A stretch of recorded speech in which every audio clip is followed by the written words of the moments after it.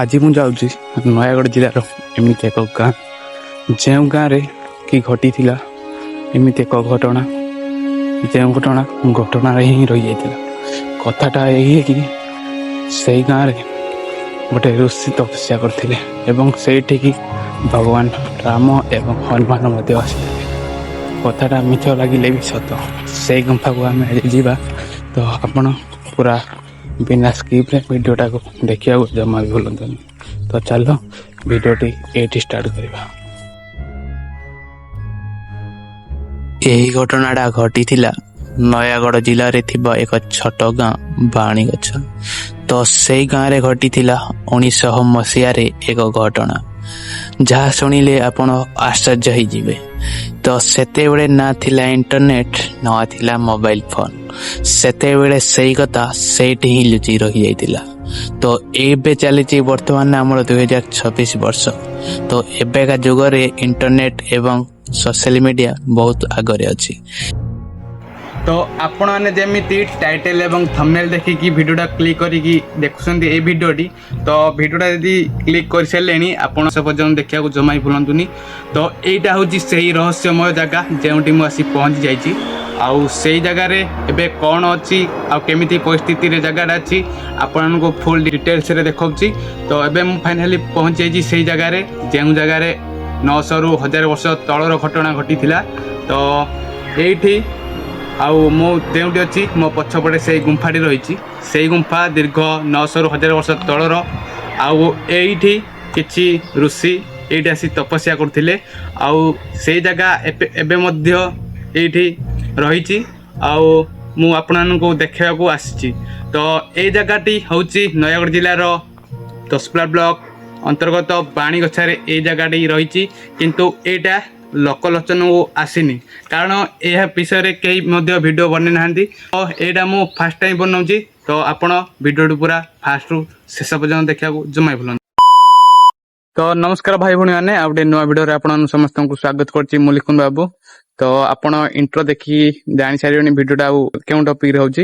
ତ ବର୍ତ୍ତମାନ ମୁଁ ଅଛି, ଏଇଟା ହେଉଛି ପ୍ଲେଗ୍ରାଉଣ୍ଡ, ଆଉ ସେଇଟା ହେଉଛି ବାଣିଗଛା ମାର୍କେଟ ସେପଟେ। ଆଉ ମାର୍କେଟ ଏଇଟା ହେଉଛି ଆମର ଫରେଷ୍ଟ ଡିପାର୍ଟମେଣ୍ଟ ଅଫିସ। ଆଉ ବାଣୀଗଛାରୁ ସେଇ ଜାଗାଟା ହେଉଛି ମାତ୍ର 2ରୁ 3 କିଲୋମିଟର। ତ ଆପଣଙ୍କୁ ଫୁଲ୍ ଡିଟେଲ୍ସରେ କହୁଛି, ତ ଆପଣମାନେ ପୁରା ଭିଡ଼ିଓରେ କଣ୍ଟିନ୍ୟୁ ହେଇ ରୁହନ୍ତୁ। Stay tune Likun blogs.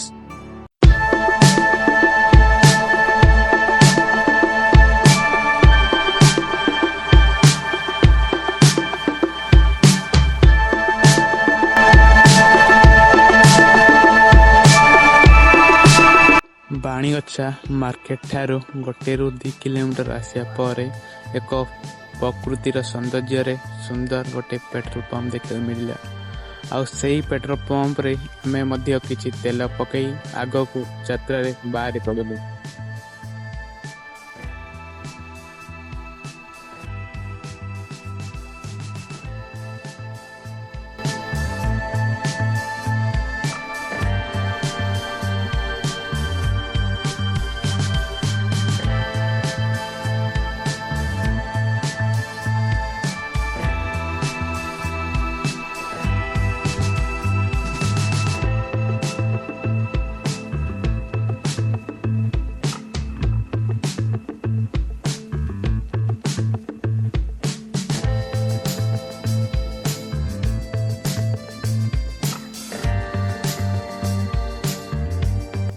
ତ ସାଙ୍ଗମାନେ ଫାଇନାଲି ମୁଁ ଆସି ପହଞ୍ଚିଯାଇଛି ଆମ ସେଇ ରାମ ମନ୍ଦିର। ଆଉ ଏଇଟା ରାମ ମନ୍ଦିର ମଧ୍ୟ ଅଛି, ଆଉ ହନୁମାନ ମନ୍ଦିର ଅଛି। ଚାଲନ୍ତୁ ଯାଇକି ଭିତରୁ ଦେଖାଉଛି ଆପଣମାନଙ୍କୁ।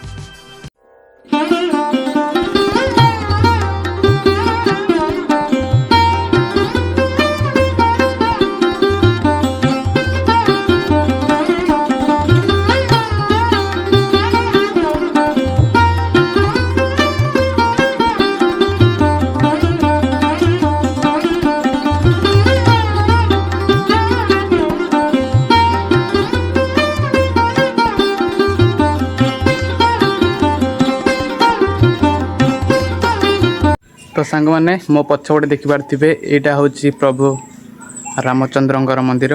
ଆଉ ଏବେ ତ ବର୍ତ୍ତମାନ ଟାଇମ୍ ହେଇଯାଇଛି 1ରୁ 2ଟା ଭିତରେ ହେଇଯାଇଥିବ। ତ ସେଥିପାଇଁ ଲୋକ ଏଇଠି କେହି ଦେଖାଯାଉନାହାନ୍ତି। तो ये भिड़ रुहति आमर मंगलवार आउ शनिवार आउ सब संक्रांति दिन ये भोग बंटन हुए। तो एबे तो कहीं नहांती से मंगलवार एवं शनिवार दिन ये बहुत गहली रुहति। बर्तमान बंद अच्छे आम मंदिर आउ आखपाखे कौन अच्छी आपको देखा तो आस। जेहेतु गोटे रु दुईटा टाइम होता ସେଇଠି କେହି ମଧ୍ୟ ନଥିଲେ ଏବଂ ମନ୍ଦିର ମଧ୍ୟ ବନ୍ଦ ଥିଲା।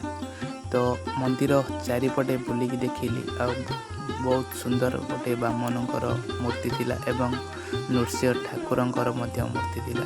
तो मो पछपटे देखिपारे यहाँ हूँ ठीक जस्ट टिके आगू गले आमर हूँ हनुमान मंदिर। तो यहाँ राम मंदिर एवं यहाँ हूँ हनुमान मंदिर। तो देखिपारे बर्तमान गेट बंद अच्छे किंतु एपटे किसी फांका अच्छी प्रभु को दर्शन कर दौची देखिपारे। तो यहाँ हूँ हनुमान मंदिर हनुमान बहुत सुंदर मूर्ति अच्छे देखिपारे।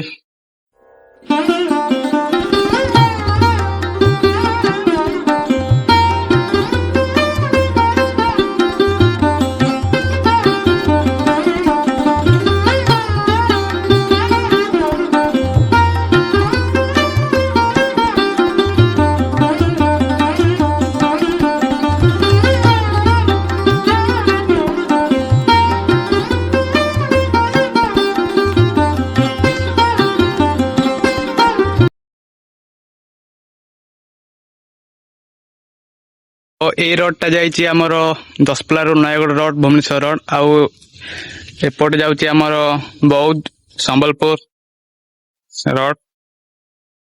तो यहाँ हनुमान एवं रामंकर मंदिर ठीक एपटे किछि एपटे बाट अच्छी बाट चला रास्ता आउ एपटे एमती किछि सभा सुतर हेई अच्छी जगहटा आउ एपटे किछि दଳି दीटा मध्य लागिछि आउ एटी किछि पर्यटन माने हमर भोजी किंबा किछि रेस्ट नेबाक चाहुथिले एटे रेस्ट मध्य नै पारिबे।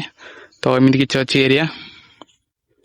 तो ठीक मंदिर रो टिके पछरे एमती किछि बाट अच्छी देखि पारथिबे रास्ता आउ एटा जाइछि सेई गुंफा को जे गुंफा रे ऋषि तपस्या करथिले।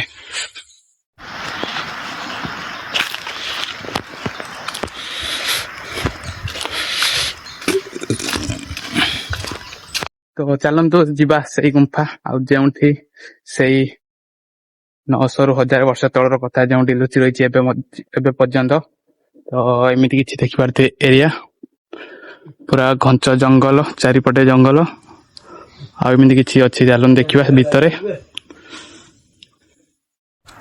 बर्तमान से जगह आसी से घटना घटी। तो मंदिर किसी बाट चली आसिया पर किसी घंच जंगल मझिरे यह जगहटी अवस्थित। यही जगह को घेरी रही विभिन्न प्रकार गछ एवं पत्थर। तो बहुत घंच जंगल मझिरे रही यही जगह। तो एबे तो आपण मैंने जमी टाइटल एवं थंबनेल देखिकी वीडियोटा क्लिक करिकी देखुछन्ती ए वीडियोटी। तो वीडियोटा यदि क्लिक कर सारे आपण वीडियोटी पूरा फास्ट शेष पर्यंत देखा जमा भूलंतुनी। तो यहीटा हूँ से रहस्यमय जगह जोटी मुझे पहुंची जाइए आउ से जगार एबे कौन अच्छी आमिति परिस्थिति रे जगह अच्छी आपण को फुल डिटेल्स रे देखौछि। तो एबे मु फाइनली पहुंची जाइए से जगार जो जगार 900 ରୁ 1000 वर्ष तलर घटना घटी थिला। तो एठी आउ मो जेउटी अछि मो पछपटे से गुंफाटी रहिछि से गुंफा दीर्घ 900 ରୁ 1000 वर्ष तलर आउ एठी किछि ऋषि एठी आसी तपस्या करथिले आउ से जगह एबे मध्य एठी रहिछि आउ मु आपनको देखैबाकू आछि। तो ए जगहटी होछि नयगढ़ जिल्लार दशपल्ला ब्लॉक अंतर्गत बाणीगछारे ए जगहटी रही किंतु एटा लोकलोचन को आसीनी कारण यह विषय कई वीडियो बने ना। तो एटा मु फास्ट टाइम बनाऊँगी। तो आपण वीडियो पूरा फास्ट रु शेष पर्यंत देखा जमा भूलु। तो चलो आ भितर कौन अच्छी कौन नहीं आपको पूरा देखा।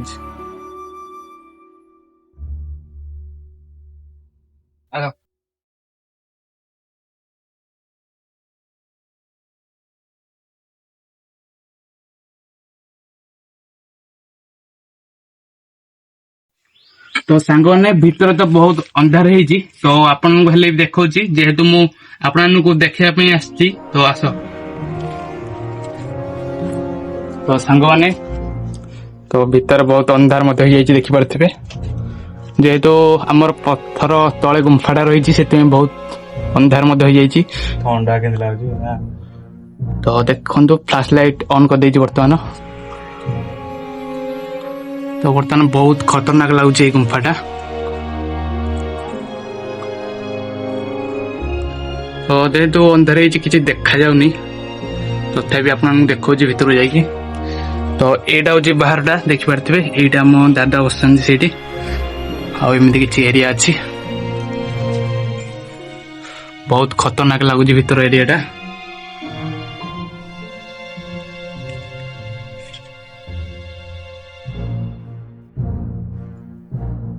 ମାୟା ମୁଁ ଭିତରକୁ ଯାଇନାହିଁ। ତ ବହୁତ ଖତରନାକ ଏଇଠି ଜୀବ ଗୁଡାକ ଅଛନ୍ତି ମଧ୍ୟ। ତ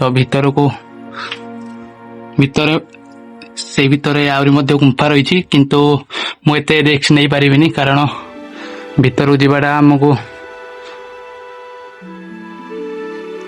ଯିବାଟା ଠିକ ହବନି। ତ ଏମିତି କିଛି ଏରିଆ ଅଛି, ଦେଖିପାରୁଥିବେ। ତ ଚାଲ, ଆଉ ଏଇଟା ଗୋଟେ ଗୁମ୍ଫା ରହିଛି, ଆଉ ଗୋଟେ ଗୁମ୍ଫା ରହିଛି। ଚାଲନ୍ତୁ ସେଇ ଗୁମ୍ଫାକୁ ଆପଣମାନଙ୍କୁ ନେଇକି ଯାଉଛି।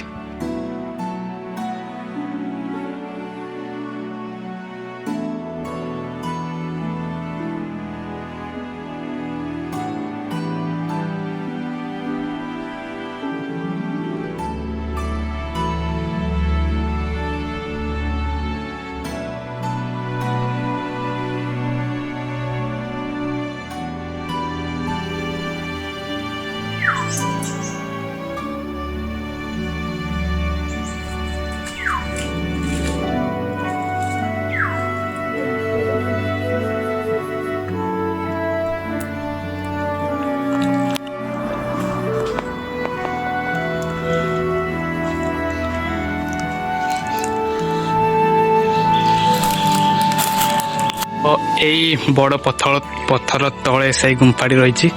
ତ ଆଉ ଗୋଟେ ଗୁମ୍ଫା ଅଛି, ଚାଲନ୍ତୁ ସେଇ ଆଗରେ ଅଛି ସେଇ ଗୁମ୍ଫାଟି। ତ ଏମିତି କିଛି ବାଟ ଅଛି।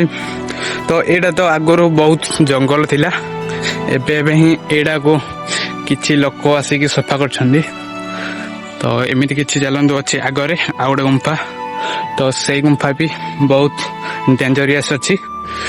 ତ ଚାଲନ୍ତୁ ଦେଖିବା। ଆଉ ଏମିତି କିଛି ଜଙ୍ଗଲ ଅଛି।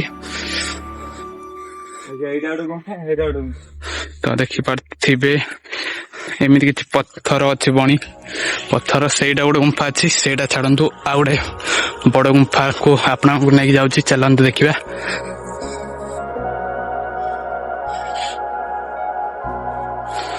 ଏମିତି କିଛି ଦେଖିପାରୁଥିବେ ଜଙ୍ଗଲ, ଆଉ ଜଙ୍ଗଲ ମଝିରେ ଏଇ ଗୁମ୍ଫା ରହିଛି। ତ ଫାଇନାଲି ଆମେ ପହଞ୍ଚି ଯାଇଛେ ଆଉ ଗୋଟେ ଗୁମ୍ଫା ଭିତରକୁ। ତ ଏଇଟା ଆମ ଦାଦା ଏଣ୍ଟ୍ରି କଲେଣି ଭିତରକୁ।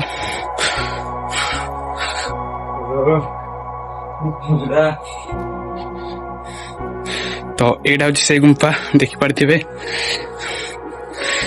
ଏଇଠି ମଧ୍ୟ ପୂଜା ଏବେ ପର୍ଯ୍ୟନ୍ତ ବି କରାଯାଉଛି।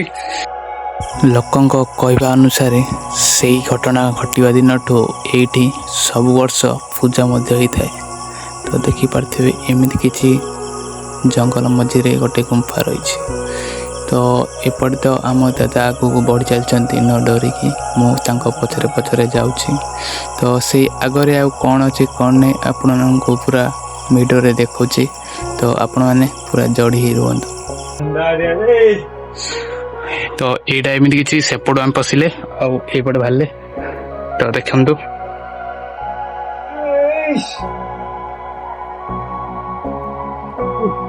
ତ ଦେଖିପାରୁଥିବେ ମୋ ପଛପଟେ କେଡ଼େ ବଡ଼ ପଥର।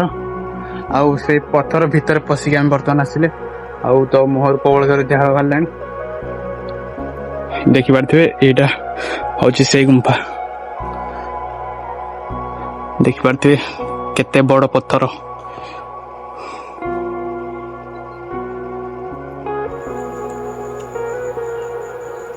ଫୁଟବଲ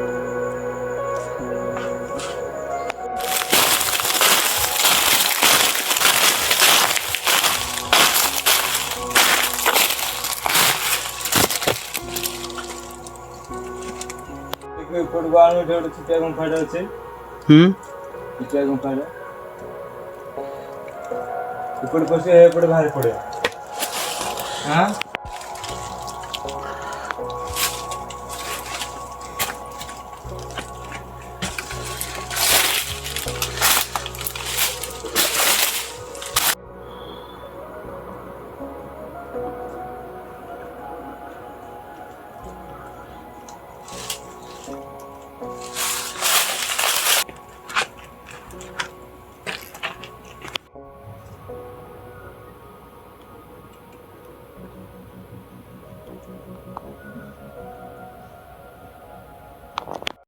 ତ ସାଙ୍ଗମାନେ ସେଇଠି ଯେମିତି ଗୁମ୍ଫା ଆପଣଙ୍କୁ ଦେଖେଇଲି ଆଉ ରହସ୍ୟମୟ କଥା ଯେମିତି ଆପଣମାନେ ଶୁଣିଲେ ସେଇଟା ମିଛ ହେଲେ ବି ତ ସାଙ୍ଗମାନେ ଯାହା କିଛି ଶୁଣିଲେ ସେ ସବୁ ସତ।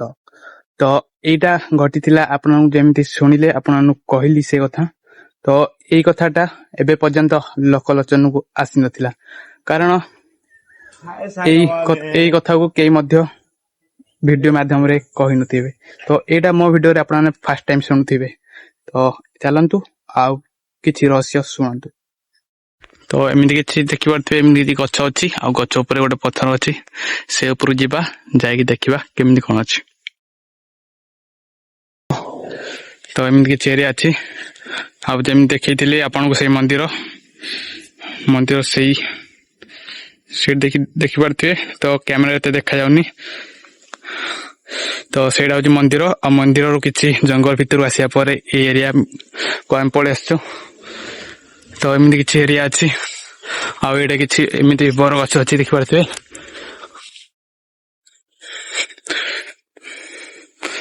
ତ ଏଇଠି ବି ଲୋକ ଆସି ପୂଜା କରନ୍ତି ଏଇ ବର ଗଛକୁ, କାରଣ ଏଇ ପାହାଡ ହଉଛି ଗୋଟେ ଏମିତି ପାହାଡ ଯେଉଁଠି ଏଇଠି ବହୁତ ଭଗବାନ ବାସ କରନ୍ତି ଏବଂ କିଛି ଆଗକାଳରେ ରହସ୍ୟ ରହିଯାଇଛି ଏଇଠି। ସେଥିପାଇଁ ଏଇଠି କିଛି ଲୋକ ଆସି ପୂଜା ମଧ୍ୟ କରନ୍ତି। ଏମିତି କିଛି ଏରିଆ ଆଉ ସେଇଠି ଦେଖିପାରୁଥିବେ ଗୋଟେ ଟାଙ୍କି ମଧ୍ୟ ସେଇଠି ତିଆରି ହଉଛି। ଦେଖିପାରୁଥିବେ ସେଇଟା ଗୋଟେ ଟାଙ୍କି ତିଆରି ହଉଛି ବର୍ତ୍ତମାନ ନୂଆ। ଆଉ ଚାଲନ୍ତୁ ସେପଟେ ଦେଖିବା ଆଉ କଣ ଅଛି।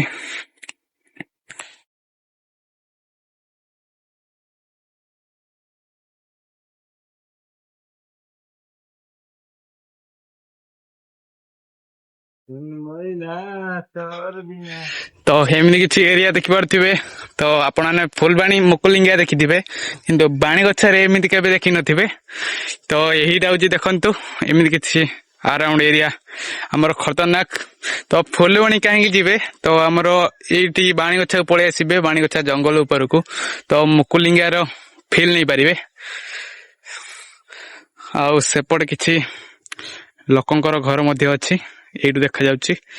ଆଉ ଚାରିପଟେ ଜଙ୍ଗଲର ମାହୋଲ ଅଛି। ଆଉ ଦେଖିପାରୁଥିବେ ସେଇଠି ମଧ୍ୟ କିଛିଟା ଗୁମ୍ଫା ରହିଛି, ଆପଣମାନଙ୍କୁ ଦେଖିବାକୁ ମୁଁ ଚେଷ୍ଟା କରୁଛି। ତ ଚାଲ, ତ ଏସବୁ ବହୁତ କାଳରୁ ଏସବୁ ଗୁମ୍ଫା ଏବେ ପର୍ଯ୍ୟନ୍ତ ରହିଛି କିନ୍ତୁ କେହି ଦେଖି ପାରୁନାହାନ୍ତି। ଏଇ ସବୁ ଗୁମ୍ଫା ଦେଖିପାରୁଥିବେ। ଏଇଠି ବହୁତ ଖତରନାକ ଜୀବ ମଧ୍ୟ ଏଇଠି ରହୁଥିବେ ବୋଲି ମୁଁ ଭାବୁଛି। ତ ଏଇଟା ଗୋଟେ ଦେଖ ବାଦୁଡି ଫାଦୁଡି ଅଛନ୍ତି। ନାଇଁ ଆରେ ଛୋଟିଆ ଗୁମ୍ଫାଟା କଣ ଶୁଭିଲା ତ ଚେନ ବୋଧେ। ତ ବାଦୁଡି ଗୁଡା ପ୍ରବଳ ଅଛନ୍ତି ଏଇ ଭିତରେ।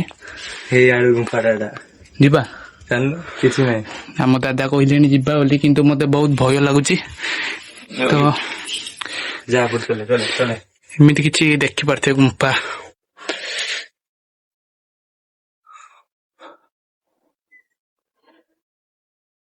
ତ ଚାଲନ୍ତୁ, ଆମ ଦାଦା ଯାଉଛନ୍ତି ଆଗରେ ଆଉ ମୁଁ ଯାଉଛି ପଛରେ।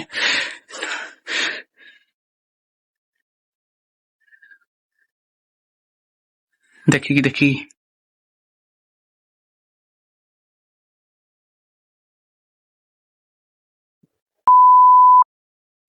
ତ ଏମିତି କିଛି ଗୁମ୍ଫା ରହିଛି।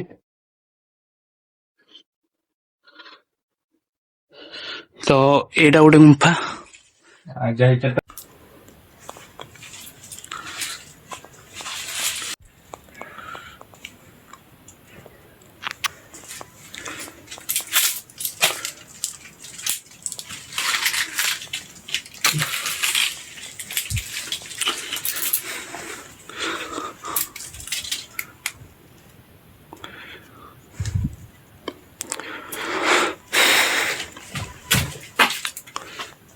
ତ ଦେଖିପାରୁଥିବେ ସେଇଠି ଗୋଟେ ଜଙ୍ଗଲ ମଝିରେ ଗୋଟେ ପାଣିର ଟାଙ୍କି ନୂଆ ବନା ହେଉଛି।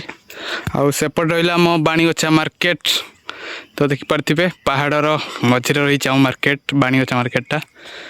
ଆଉ ତ ଏମିତି କିଛି ଆମର ଭିଡ଼ିଓ ରହିଛି।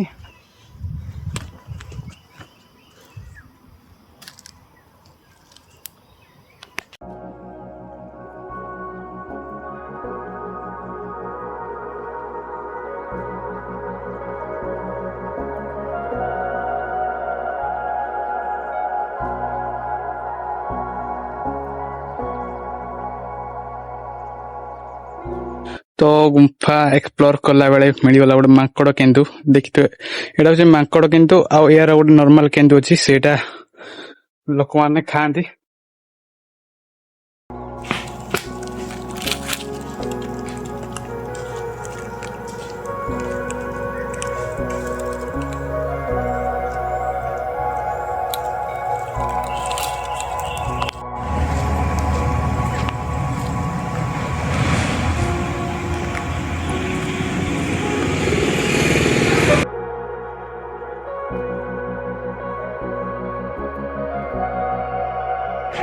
ତ ଗୁମ୍ଫାର ରହସ୍ୟମୟ କାହାଣୀ ତ ଆପଣମାନେ ଶୁଣିଲେ।